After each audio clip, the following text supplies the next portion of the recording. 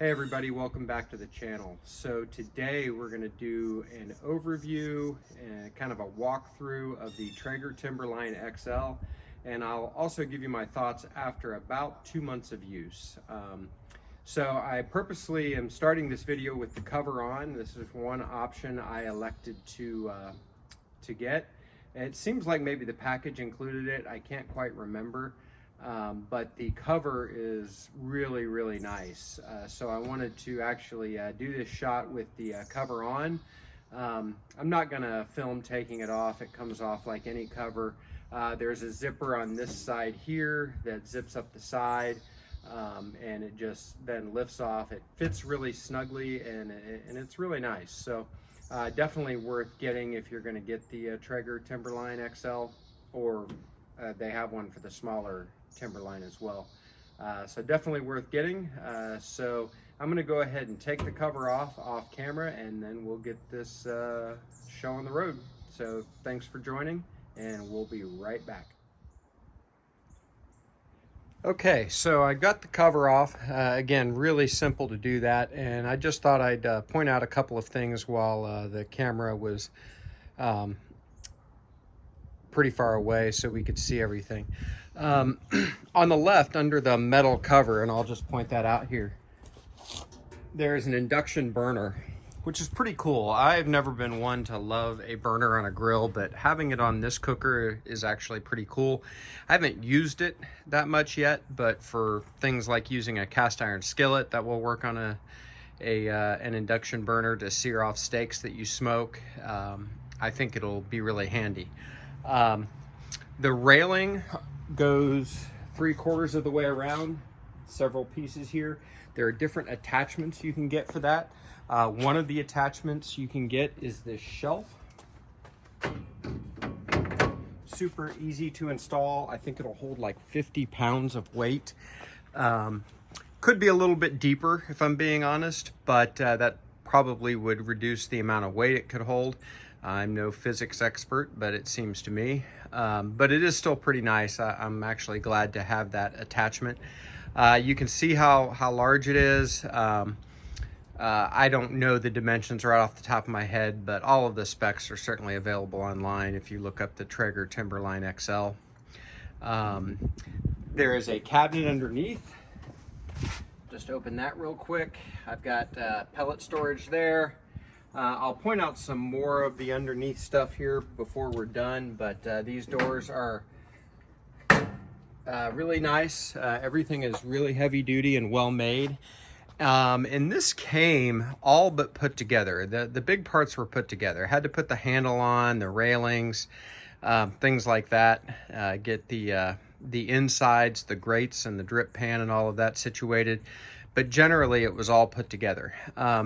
Did have to put the wheels on, which I thought would be a lot trickier than it was. I actually tilted this down by myself and got the wheels on and then lifted it back up. It was a little bit of work. Would have definitely been easier with 2 people, but wasn't that as big a deal as I thought it was, to be honest. We'll look at the controllers and everything on the right-hand side closer here in a minute. But those are sort of the overview, at least from this far away, and now we'll dive in a little bit closer. So we'll bring you back here in a second. Okay, so I want to go over the controller a little bit. I'm actually not going to plug this in and show you the controller. It's easy to use. If you've used a Traeger before, you know, you might be familiar with this type of controller. It's very graphical. It's pleasing to the eye for sure, and very easy to navigate. And I'm just not going to take the time to give that tutorial today. But a few things to point out for sure. First of all, underneath here, you may not quite be able to see my hand, but there's a main on-off switch. So you would use that to just turn the main power on, and then you start it with the knob here.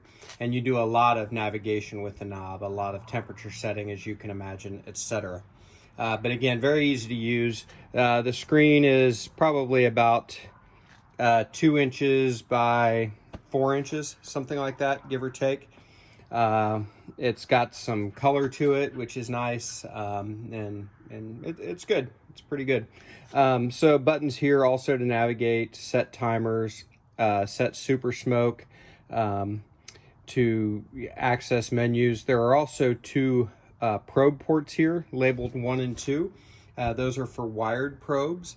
The other thing that the Timberline XL comes with, and maybe the standard Timberline as well, I'm not certain, it comes with 2 meter probes that are ready to be connected wirelessly through Bluetooth with the cooker. Traeger, I believe, I'm almost positive, bought meter, so they do provide those as part of this package. And meter works pretty well. I've actually had good luck and bad luck with it, but when you kind of get used to their quirks, and I learned a few things, they get better and better. So I'm definitely glad to have those for when I don't want to run a wired probe into the cooker.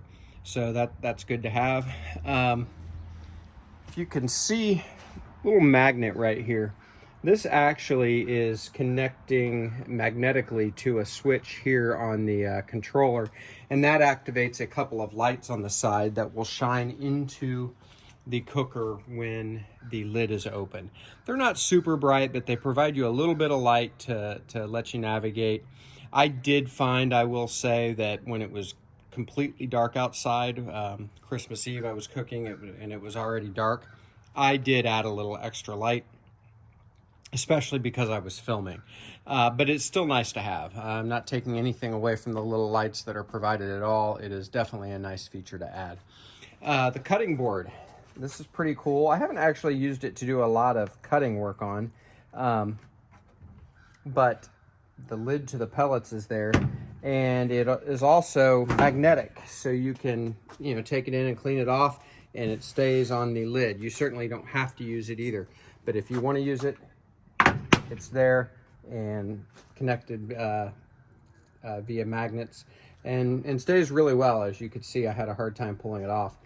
I do have the power cord stored in here with the pellets just to keep it dry. So just a standard power cord that I'm sure you're familiar with that gets plugged in, and obviously needs power to run the cooker. Right here is a sensor for your pellets, so your app will tell you the approximate percentage of where the pellets are. That's nice. I like having that feature. And just seeing if I needed to move the camera. I will say that the auger entry is on this side under the pellet monitor. That's actually not a bad thing, because I do find that it will kind of cavitate right there, and the pellets will remain high on the opposite side and start to drain right where the auger is. So as long as the sensor is over that spot, you can monitor that and you'll always be good on pellets, and then you can just come out and sort of adjust them. I've had to do that on just about every cooker I've ever had, so it's not a terribly big deal to me. And this is pretty efficient with pellets, so if you've got it full, you don't have to worry about that for quite a while. So we'll close that. I'll put the power cord back in. And I think that's all for the controller right now, so we will come back. I'm gonna probably lower this camera a little bit, and we'll show you some of the stuff underneath before we open up the lid. Okay, so got the camera lowered a little bit. It does come with these 2 removable shelves. I haven't really used them for anything, but I think they look nice, and they definitely can be handy. I'm sure I will use them at some point, but they are removable, and that's important because right under this lip right here is the outlet in case you want to empty your pellets and change pellet flavors. So all you have to do is take these shelves out, and the pellet container that I sort of pointed out a little bit earlier in the video will slide right into there. You can activate the opening, and it will drain all of your pellets. I haven't actually done that yet. I'm sure you have to get in to the top and kind of get the last of them out, but it's actually a really convenient thing. I have to admit, I don't do a lot of changing of pellets, but if I ever needed to, this will certainly be easy to do. And if you don't want to use these shelves, they are certainly nice cutting boards as well, and your pellet container can just be stored under there all the time. But I decided to put the shelves in, and I've got the pellet container in the behind the doors over here, which I will show you right now. All right, so I'm just going to open the two bottom doors here. Again, really well made, nice hinges. So there we go. Oop, I'm on a little bit of an incline, so I'll hold that door open. But as you can see on the left, we have the pellet container that I was mentioning before. Nice pellet container. I actually want to order another one. They're back ordered on Amazon right now, or at least delivery's not for a while, so I haven't done it yet. But I do intend to do it. I have some grease draining foil buckets in the back left. Those are just clean and ready to use whenever I need them. And I do want to show you this feature. It's pretty nice. So if I grab this ash and grease drain bucket, and I did that without even looking, that's where all your grease and ash drains into. It fits in there really nicely. It's really easy to take in, put in and take out. So I'll just do that real quick here. There, done. So definitely nice grease drain there. I appreciate that. As it compares to other cookers that I've used, cookers that I've liked really well, but I haven't been super impressed with some of the things like the grease drain and whatnot. Speaking of things that I like on this better than other cookers, that pellet hopper that I won't take the camera up to again, but that will hold like 22 pounds of pellets, so it will take an entire bag, 20-pound bag of pellets. And that's another nice thing. I like that a lot. So I'm gonna stop this portion of the video, and we're going to reset the camera, and we're going to open the lid and show you under there. So we'll bring you back. Okay, so we got the lid opened up. One thing I didn't mention before, one of the accessories I got, it actually came with 3, are these hooks. They clip onto the rail that I pointed out earlier, so you can clip them on and hold tools or whatever. I don't have the camera set up to show you putting it on, or show me putting it on. I guess I actually could. So you obviously wouldn't use this under the shelf, but just clips on that easy, and on any part of the rail you want, on the side or whatever. So not a bad accessory to have, especially for as cheap as it was. So what I'm going to do is I'm actually going to take things out as I talk about it, and then off camera I'm actually going to be vacuuming the cooker out. I just need to get that done anyway, so I'm going to kill 2 birds with 1 video. So I'm just getting some gloves on here. First of all, the top shelf there has a twin, so you can actually have 2 shelves, and there's 1, 2, 3, 4, 5 levels. So you have 2 extra shelves that you can put at any of those 5 levels. I have the 1 shelf out right now, just because I haven't cooked enough that I've needed to have 3 levels to cook on. In the winter, I do a lot of cooking up here and catching of grease and stuff down here. I just find it easier in the winter to not make that big of a mess. So I'm going to take this shelf out here and just put this off to the side. I forgot to put my AirPods in, so hopefully this sound is coming through okay. Now I'm going to take the shelves out here. And by the way, a good time to mention, these are super heavy duty. I bet, I don't know the gauge of steel or anything like that, but I bet this thing weighs 15 pounds. It's really heavy duty, and there are 3 of them. So here's what I'm going to do. I'm going to take the rest of these 3 out, or the final 2 out, and then I'm going to vacuum out, and then we'll come back and talk about the rest of the grease drain and things like that inside. So bring you back in a minute. Okay, so we've gotten the top portion out, the main grease drain. I'm gonna take this little centerpiece out. It just rests in that little hole for it. And I think real quick, I'm not even gonna stop the video, I'm gonna vacuum right around this lip here.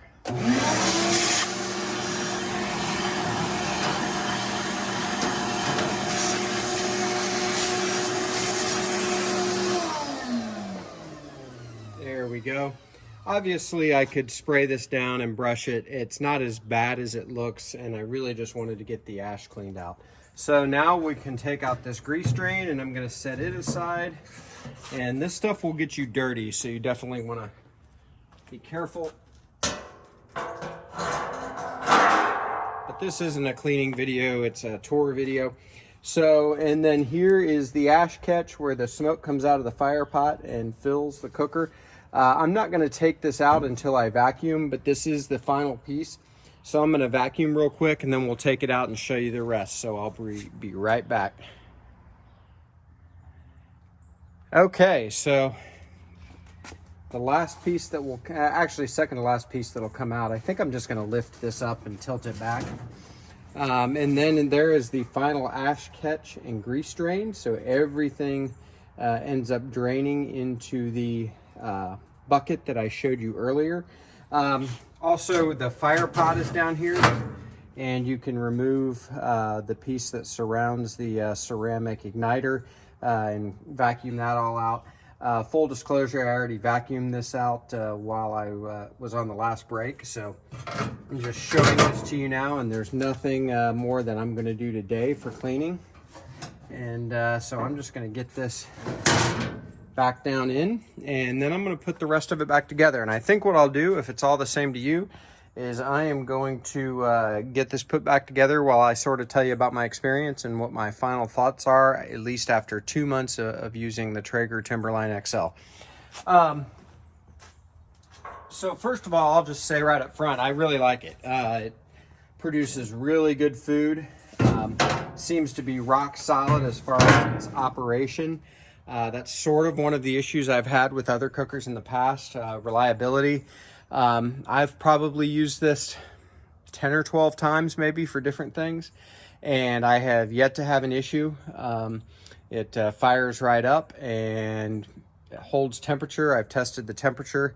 So I really like it. There's no other way to say it. I think the technology is great as far as the app and the control board on the actual smoker. It stays connected to my Wi-Fi and Bluetooth. I have only used the meter probes once, so I can't speak a ton to that, but I've used meters in the past, and they're the same thing. The fact that they're integrated in the app on the Traeger is a nice thing. I can look at everything all at once, which is a good thing. Let me grab these grates while I'm talking.